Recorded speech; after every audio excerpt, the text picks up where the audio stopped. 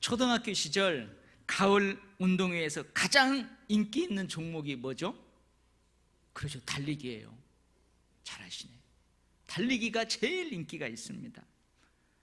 출발선에서요, 주자들이 딱 씁니다. 그때는 뭐 옷에 쫙 달라붙는 그런 체육복 없어요. 막 여기까지 커가지고 몇 번 접어갖고 엄마가 실로 이렇게 떠매준 그 체육복 입고 코 질질 흘리는 아이들이 출발선에 딱 쓰잖아요. 그러면 선생님이 어떻게 해요? 준비! 하고 호루라기로 후루룩 부는 게 아니고 그때는 뭘 해요? 권총을 쏴요. 권총을. 준비! 땅! 얼마나 저는 신기했는지 몰라요. 호루라기를 안 불고 권총을 쏴요. 내가 그 권총만 안 줬으면 1등 했는데 놀래가지고 뒤로 1등 못하고. 여러분, 마지막 주자가 결승점을 향해서 팍 달려오면은 어떻게 해요? 얼른 두 사람이 그 흰 줄을 들고 나갑니다. 그래서 이쪽하고 저쪽에서 흰 줄을 띄어요. 그러면은 1등한 사람만 가가지고 흰 줄을 온몸에 감고 저기까지 뛰어가면서 그 1등의 환희를 느껴요. 그리고 나머지는 어떻게 해요?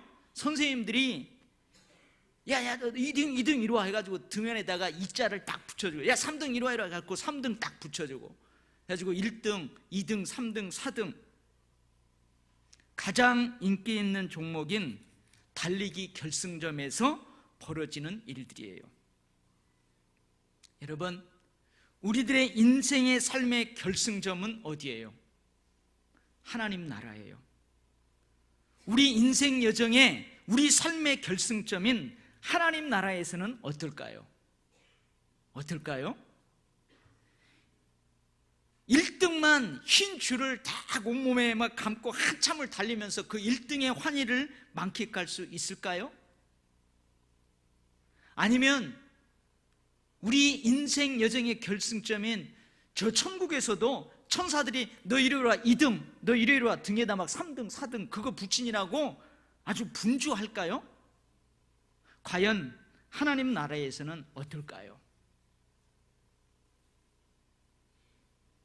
어느 장로님이 꿈을 꿨답니다. 몰라, 난 누가 꿨는지 모르는데 어쨌든 장로님이 꿈을 꿨대요. 저도 들은 얘기예요. 근데 꿈속에서 이 장로님이 천국에 갔대요. 근데 점심때가 되었는지 천사가 자기를 천국 식당으로 딱 인도하더랍니다. 그래서 그 자리에 앉아가지고 이제 점심이 나오기를 기다리면서 옆에를 보니까 친숙한 사람들이 많은 거예요. 자기 교회 집사님이 옆에 앉았는데 그 상을 보니까 막 팔보채, 깐풍기, 탕수육 막 진수성찬이 차려져 있더래요. 맛있게 먹더래요. 그래서 장로님 생각에 야, 나는 그래도 장로인데 저보다야 낫겠지. 잔뜩 기대를 하며 기다리고 있었어요. 그런데 이게 웬일입니까? 달랑 짜장면 한 그릇만 나오더래요. 장로님들 이 이야기 알아요? 알아요? 혹시 장로님이 꿈꾸신 거 아니에요? 달랑 짜장면 한 그릇만 나오더래요. 그래서 이 장로님이 천사에게 따지듯이 물었대요. 꿈속에서. 아니, 그래도 명색이 내가 장로인데 아니 집사는 저렇게 진수성찬을 주고 나는 어찌 탈랑 짜장면 한 그릇입니까? 그랬더니 천사왈, 장로님은 그래도 감사한 줄 아십시오. 장로님 교회 담임 목사님은 지금 배달 통화 있고 짜장면 배달 나갔어요. 여러분 알아요? 이 이야기 다 알고 있었어요? 모르는 척하고 한번 웃어주는 거예요. 꿈에서 깨어난 장로님은 이전보다 더욱더 신앙생활을 잘했다고 합니다. 근데 여러분, 천국 식당에서 정말 이런 일이 벌어질까요? 우리 권사님들은 어떻게 생각해요? 이런 일 벌어질 것 같아요? 아닙니다. 아니에요. 천국에 들어온 사람이라면 집사든 장로든 목사든 모두가 탕수육, 팔보채, 양장피, 깐풍기, 불도장 아멘 할 때까지 계속 여러분 다 진수성찬을 받게 될 줄 믿습니다. 우리들의 인생 여정의 결승점인 하나님 나라에서는요, 하나님 나라에 들어오는 모든 사람들이 다 1등이에요. 다 1등이에요. 아멘? 못 믿겠다는 듯이 아멘을 안 하시는데 오늘 8절 말씀을 제가 읽어드릴게요. 이제 후로는 나를 위하여 의의 면류관이 예비되었으므로 주 곧 의로우신 재판장이 그날에 내게 주실 것이며, 이게 사도 바울만 1등 그럴 것 같죠? 그 뒤에를 읽어보세요. 내게만 아니라 주의 나타나심을 사모하는 모든 자에게도니라. 사도 바울만을 위하여 의의 면류관, 승리의 면류관이 예배되어 있는 것이 아닙니다. 사도 바울만이 아니라 주의 나타나심을 사모하는 모든 자들, 하나님 나라에 들어오는 모든 자들을 위해서도 의의 면류관, 승리의 면류관이 예비되어 있습니다. 할렐루야. 제 말이 아니에요. 성경에 기록되어 있잖아요. 그렇다면 천국에서 의의 면류관, 승리의 면류관이 예비되어 있는 사람들은 이 땅에서 어떻게 살아야 될까요? 어떻게 살아야 될까요? 이 땅에서 어떻게 살았기에 의의 면류관, 승리의 면류관이 예비될까요? 이게 중요한 거 아니겠어요? 첫 번째로는요, 선한 싸움을 끝까지 잘 싸웠기 때문에 그래요. 한번 따라서 해보세요. 선한 싸움을 끝까지 잘 싸웠기 때문입니다. 우리 인생 여정을 항해에 비유하곤 합니다. 배 한 척이 망망대해를 항해합니다. 때로는 폭풍을 만나기도 해요. 때로는 집채만한 파도가 그 항해하는 배를 덮치기도 합니다. 때로는 아주 고요하고 잔잔한 그런 바다를 항해할 때도 있습니다. 우리 인생 여정도 이와 비슷하다는 것이지요. 고난이 있어요. 아픔이 있어요. 감당하기 어려운 상황이 있어요. 그런데 기쁘고 즐겁고 행복하고 너무너무 평안한 때도 있어요. 그래서 우리 인생 여정을 항해에 비유하곤 합니다. 또 우리 인생 여정을 출애굽한 이스라엘 백성들의 가나안을 향한 광야의 여정으로 비유하곤 합니다. 이스라엘 백성들 출애굽했어요. 광야에서 만나와 메추라기, 반석에서 솟아나는 물, 그리고 낮에는 구름기둥, 밤에는 불기둥, 여러 가지 하나님의 기적을 체험하고서도 광야의 여정에서 하나님을 원망하는 백성들, 그런 백성들이 광야의 환경 속에서 하나님만 의지하게 하도록 훈련하셔서 결국은 약속의 땅, 젖과 꿀이 흐르는 가나안 땅으로 인도하시는 그 하나님을 향한 원망과 불평과 의심, 그리고 하나님의 끝없는 용서와 사랑이 함께 공존하는 것이 여러분 우리 인생 여정이 아닐까요? 그런데 오늘 사도 바울은 우리 인생 여정을 뭘로 비유하고 있어요? 싸움으로 비유하고 있어요. 전쟁으로 비유하고 있습니다. 나는 선한 싸움을 끝까지 잘 싸웠다고 고백합니다. 우리 인생 여정을 전쟁으로 비유한다는 것은 싸워서 이겨야만 하는 적이 우리 인생 여정에 있다는 말이에요.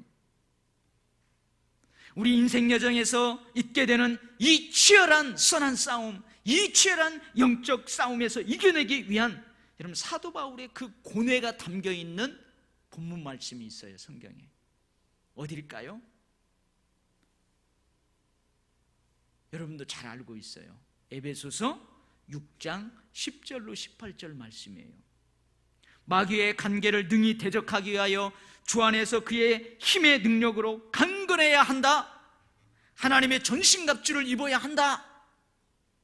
우리의 싸움은 혈과 육을 상대하는 것이 아니다. 어둠의 세상 주관자들과 하늘에 있는 악의 영들을 상대하는 것이다. 진리로 허리띠를 띠라. 의의 흉배를 붙여라. 구원의 투구를 쓰라. 복음의 평안의 복음이 예비한 신발을 신어라. 믿음의 방패를 가져라. 성령의 검을 가져라. 하나님의 말씀으로 무장하라. 항상 성령 안에서 깨어 기도하라. 이게 인생 여정을 선한 싸움으로 비유하는 그 사도 바울의 고뇌가 담겨 있는 본문이에요.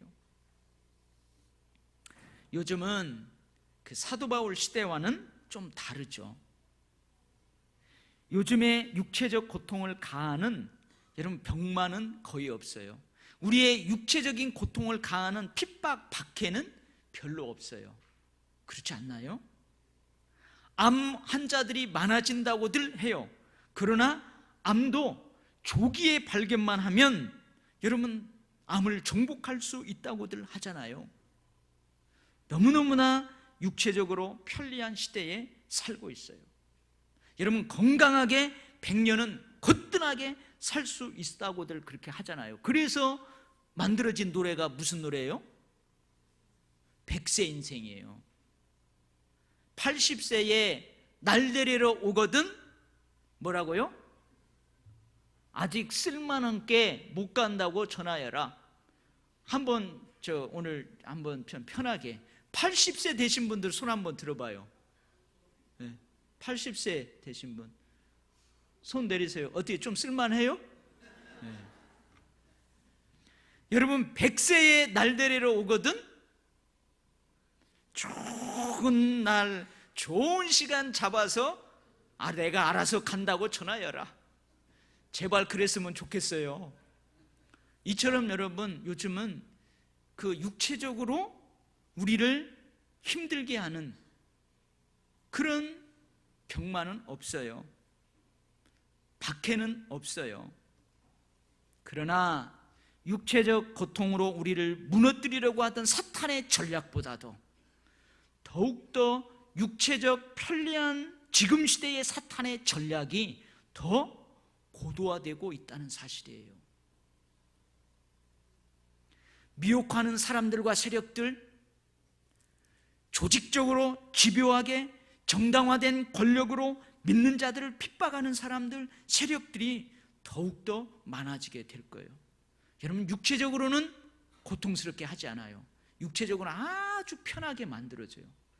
그리고 우리가 인식하지 못하는 고도한 사탄의 전략, 그걸 가지고 우리의 싸움을 걸어온다니까요. 어쩌면 사도 바울이 살았던 세대와는 전혀 다른 차원의 치열한 영적 싸움을 우리와 우리 후세대들은 싸워내야만 할 거예요. 차라리 우리 육신을 힘들게 하는 그런 전략으로 다가오면 우리가 금방 눈치채요. 그럼 우리가 이겨낼 수 있을 것 같아요.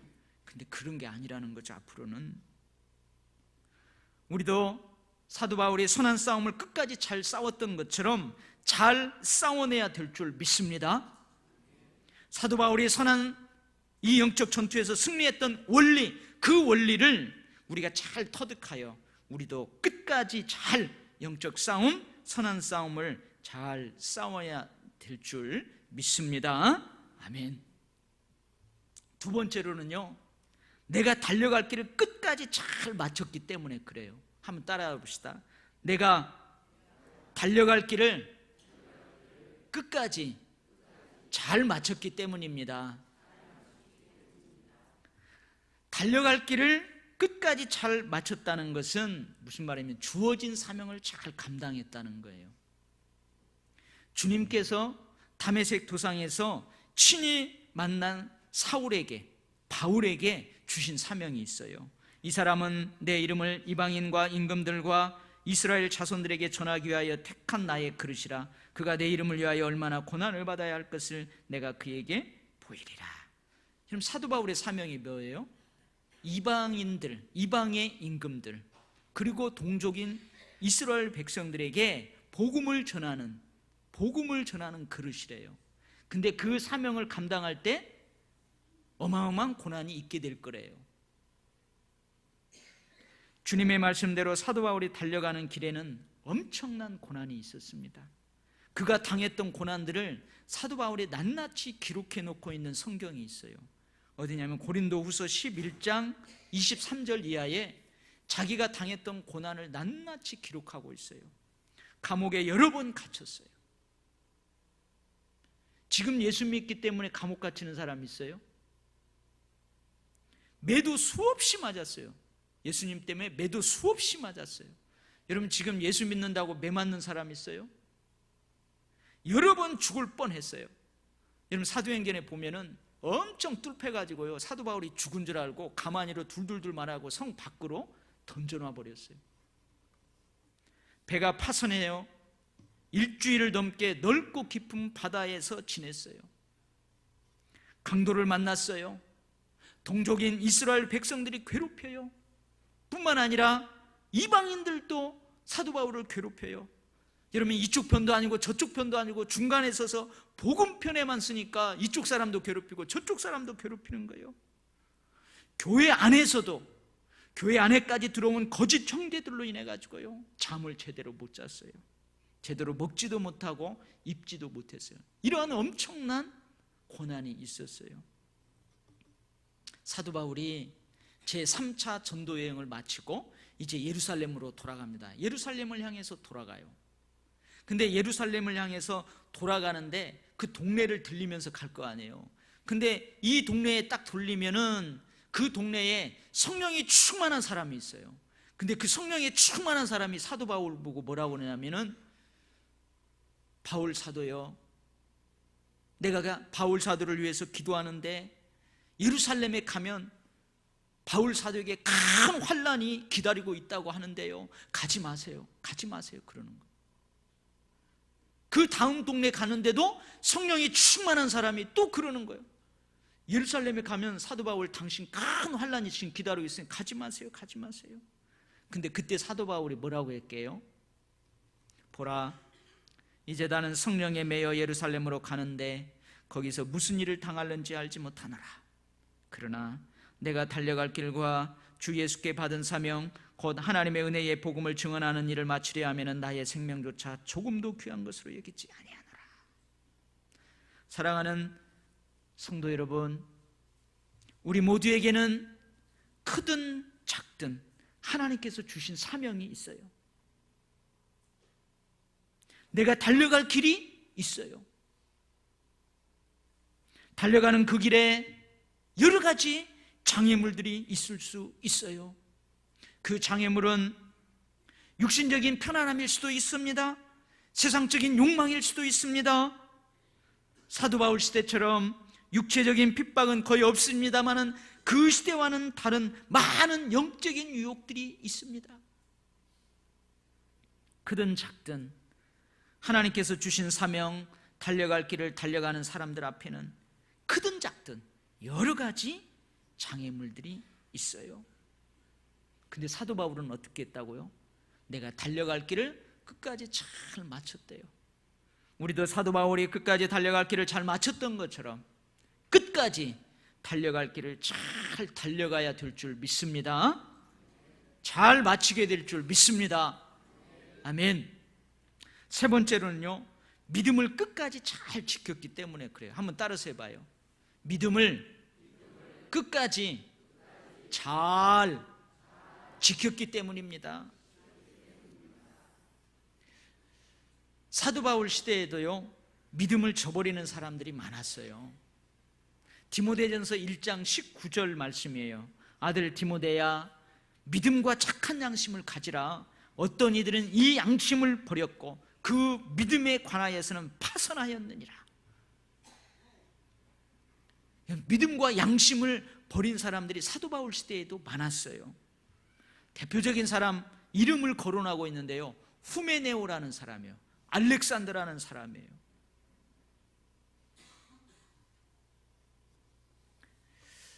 요즘 우리 항존 직분자들 기도 제목 가운데 하나, 기도 제목이 그거더구만요. 우리 자녀들이 어렸을 때는 손잡고 교회 잘 나왔대요. 중고등부까지 잘 나왔어요. 근데 청년이 된 다음부터 교회도 안 나오고 예배도 멀어지고 자기 멋대로 한다는 거예요. 아직 하나님 무서운 줄 모른다는 거예요. 그래서 그게 기도 제목이래요. 여러분, 우리 자녀들만 그러겠어요? 요한계시록 2장에서 주님은 버가모 교회를 칭찬하십니다. 뭐라고 칭찬하냐면, 네가 어디에 사는지를 내가 아노니 거기는 사탄의 권자가 있는 데라. 내가 내 이름을 굳게 잡아서 내 충성된 증인 안디바가 너희 가운데 곧 사탄이 사는 곳에서 죽임을 당할 때에도 나를 믿는 믿음을 저버리지 아니하였도다. 여러분 한번 생각해 보세요. 이 사탄이 드글드글한 곳에서 살아요. 거기에서 예수 믿는 내가 살아요. 그러면 나는 누구의 적이에요? 누구의 적이에요? 사탄의 적이에요. 근데 적진에서 내가 살고 있다니까요. 지금 여기 버가모 교회가 적진 가운데 세워져 있어요. 그러니까 사탄의 공격이 얼마나 심하겠어요. 심지어 사탄의 공격 때문에 죽임을 당하는 사람들도 있었대요. 근데 끝까지 믿음을 저버리지 않았대요, 그 교회가. 할렐루야. 그래서 그걸 칭찬하는 거예요. 여러분 히브리서 11장을 보세요. 그게 믿음장이에요. 그 믿음의 사람들이 나와요. 주님은 말씀하십니다. 인자가 올 때에 세상에서 믿음을 보겠느냐? 갈수록 신실한 믿음의 사람을 찾아보기 힘들다는 말이에요. 하나님 없이도 살 수 있을 것 같은 세상이거든요. 그렇지 않아요? 하나님 없이도 살 수 있을 것 같아요. 그래서 사람들은 하나님을 점점 멀리합니다. 예수를 믿지 않습니다. 하나님의 말씀인 성경을 믿지 않아요. 하나님의 말씀, 이 말씀을 절대 진리로 믿지 않아요. 종교 행위에 동참하는 사람들이 많아질 수는 있어요. 무슨 말인 줄 아세요? 예배의 자리에 동참하는 사람들은 많아질 수 있다는 거예요. 명목상 그리스도인들이 많아질 수 있다는 거예요. 너 종교가 어디냐? 그럼 종교단에 기독교에 표시하는 명목상 그리스도인들은 많아질 수 있다는 거예요. 주의 이름으로 이것도 하고 저것도 하는 사람들은 많아질 수 있다는 거예요. 그러나 하나님을 기쁘시게 하는 신실한 믿음의 사람들은 점점 찾아보기 힘든 세상이 온다는 거죠. 로마서 14장 22절 말씀입니다. 너에게 있는 믿음을 하나님 앞에서 스스로 가지고 있으라. 자기가 옳다 하는 바로 자기를 정죄하지 않은 자는 복이 있도다. 요한계시록 14장 12절 말씀이에요. 성도들의 인내가 여기 있으니 그들은 하나님의 계명과 예수에 대한 믿음을 지키는 자니라. 사랑하는 성도 여러분, 우리도 사도 바울이 끝까지 믿음을 잘 지켰던 것처럼 믿음을 잘 지켜내야 될 줄 믿습니다. 예수에 대한 믿음, 하나님을 기쁘시게 하는 그 믿음을 끝까지 잘 가지고 있어야 될 줄 믿습니다. 근데요, 오늘 한번 우리가 때를 살펴보려고 그래요. 지금 사도 바울이 7절 8절 말씀, 나는 선한 싸움을 잘 싸웠습니다. 나의 달려갈 길을 마쳤습니다. 믿음을 지켰습니다. 이렇게 고백하는 시점이 언제일까요? 인생 초반일까요? 인생 중반일까요? 인생의 말년일까요? 언제일 것 같아요? 예, 사도 바울의 인생 말년에 하는 고백이에요. 오늘 6절 말씀 뭐라고 되어 있어요? 전제와 같이 내가 벌써 부어졌대요. 나의 떠날 시각이 가까웠도다. 여러분, 전제가 뭔 줄 아세요? 전제가 뭔 줄 아냐면 쉽게 설명하면 이럴 거예요. 여러분, 우리 예수 믿기 전에 집에서 제사 지내잖아요. 다 제사 지내잖아요. 근데 그 제사 지낼 때 항상 뭘 올려요? 술 있죠. 청중가 뭐 집에서 담은 술 이렇게 하면 이렇게 연기 한번 이렇게 쐬고 이렇게 올리잖아요. 안 해봤어요? 안 봤어요? 이걸 제주라고 하잖아요. 제주. 제사에 따르는 술. 쉽게 이야기하면 그거예요. 하나님 앞에 제물을 드리고 예물을 드리고 그 예물의 향기를 위해서 그 제물 위에 포도주를 붓는 거예요. 이게 전제라는 거예요. 전제와 같이 내가 부어졌다, 벌써 부어졌다는 말은 자신의 죽음이 임박하였음을 예견하는 말이에요. 내가 이제 곧 죽게 될 것 같구나. 나의 떠날 시각이 가까웠다는 말도 자신의 생명이 이 땅에서 끝나는 날, 즉 죽음이 시간적으로 그리 멀지 않았다, 그 말이에요. 그러니까 오늘 이 7절 8절 말씀은 사도 바울의 인생의 말년, 곧 죽게 될 날이 가까운 그때 고백하는 거예요. 여러분, 우리들도 인생의 말년에 이런 고백을 할 수 있도록 살아야 될 줄 믿습니다. 아멘. 근데 지금 오늘은 인생의 말년이에요, 아니에요? 아니에요. 오늘은 2017년 무군해를 보내고 새로운 2018년을 맞이하는 날이에요. 아멘? 그렇잖아요. 그러나 우리가 한 해 또 한 해를 보내고 또 한 해를 맞이하다 보면 결국은 우리 인생의 마지막을 맞이하게 되는 것입니다. 자, 그렇다면 제가 생각을 해봤어요. 그럼 사도 바울은 묵은 한 해를 보내고 새해를 맞이했을 때는 어떤 고백과 결단이 있었을까? 그러니까 그 고백과 결단으로 또 새로운 한 해를 사는 거예요. 묵은 해를 보내고, 그리고 또 묵은 해를 보내고 그 새로운 결단과 고백으로 또 새로운 한 해를 맞는 거예요. 그러다 보니까 이 인생의 말년까지 온 거죠. 여러분, 어떤 고백과 결단을 했을 것 같아요? 빌립보서 3장 12절로 14절 말씀입니다. 내가 이미 얻었다 함도 아니요 온전히 이루었다 함도 아니라 오직 내가 그리스도 예수께 잡힌 바 된 그것을 잡으려고 달려가노라. 형제들아, 나는 아직 내가 잡은 줄로 여기지 아니하고 오직 한 일, 즉 뒤에 있는 것은 잊어버리고 앞에 있는 것을 잡으려고 폿대를 향하여 그리스도 예수 안에서 하나님이 위해서 부르신 부르심의 상을 위하여 달려가노라. 여러분, 얼마나 멋진 고백입니까? 내가 이미 얻었다 함도 아니요 온전히 이루었다 함도 아니다. 나는 아직 내가 잡은 줄로 여기지 아니하노라. 여러분, 1년 동안 분명히 이룬 것이 있어요. 그렇잖아요. 1년 동안 분명히 손에 잡은 것이 있다고요. 1년 동안 분명히 뭔가를 잡은 것이 있고 이룬 것이 있어요. 하지만 그것이 다가 아니라는 거죠. 예수께 잡힌 바 된 그것이 아직도 앞에 있다는 거예요. 이게 무슨 말이냐면 새롭게 이루어야 될 것이 내 앞에 있다는 거예요. 새롭게 붙잡아야 될 것이 내 앞에 있다는 거예요. 하나님께 부르심을 받은 나에게 예비된 상이 아직도 내 앞에 있다는 거예요. 분명히 한 해를 통해 이룬 것이 있고 붙잡은 것이 있습니다. 그런데 그 모든 것은 새로운 한 해를 맞이하면서 뒤에 있는 과거가 되어버리는 거예요. 그러니 뒤에 있는 것은 잊어버리고 앞을 향해 달려가겠노라. 할렐루야. 저는 오늘요, 사실은 얼마나 감사한지 몰라요. 1년을 돌아볼 때 아픈 기억들이 많아요. 참 아픈 것들이 올해 참 아픈 것들이 많았어요. 교회적으로도 그렇고 제 마음적으로도 참 아픔이 많았어요.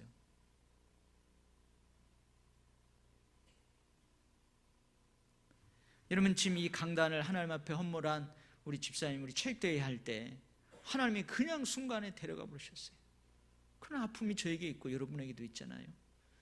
우리 원로 목사님 셋째 아들 그 최광동 집사 이제 40 몇 됐는데 하나님 갑자기 데려가 버리셨어요. 그런 아픔들이 있어요, 교회적으로.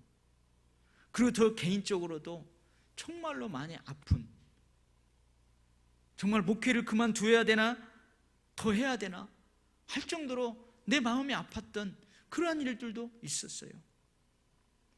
근데 오늘 내가 사도 바울이 묵은 해를 보내고 새해를 맞이하면서 이 하는 그 일 결단, 이것을 다시 묵상하면서 제 힘을 얻었어요.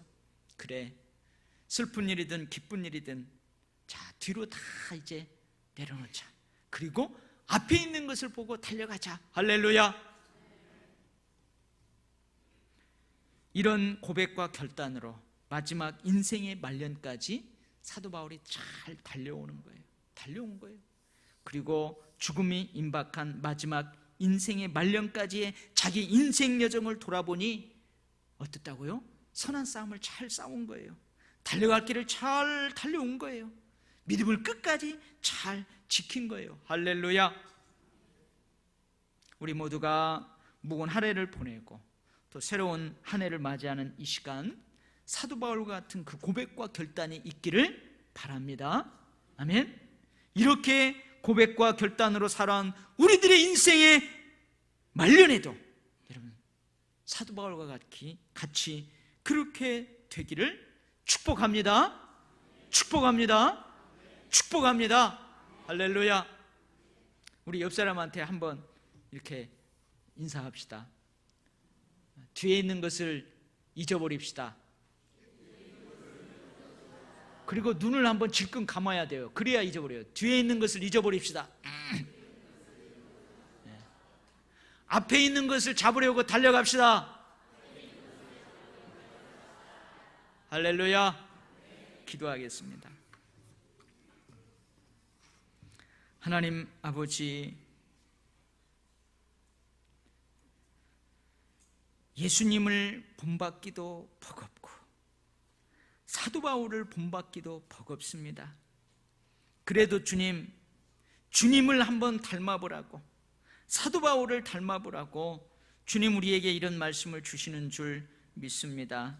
주님, 어려워도 힘들어도 할 수 있어서 하는 것이 아니고 한번 해야만 되겠기에 이 말씀에 순종하며 그렇게 살 때에 우리도 이 말씀의 능력을 체험하게 될 줄 믿습니다. 오 주님, 이제 묵은 해를 보내고 새해를 맞이합니다. 사도 바울과 같은 고백과 결단을 이 시간 합니다. 이 고백과 결단으로 한 해 한 해 한 해 살다가 마지막 죽음이 임박한 인생의 말년에 우리도 사도 바울 같은 고백하기 원합니다. 축복하여 주시옵소서. 축복하여 주시옵소서. 우리 도역교회 모든 성도들, 오늘 이 시간 나와 머리 숙인 모든 성도들 축복하여 주시옵소서. 예수님 이름으로 기도 올리옵나이다. 아멘.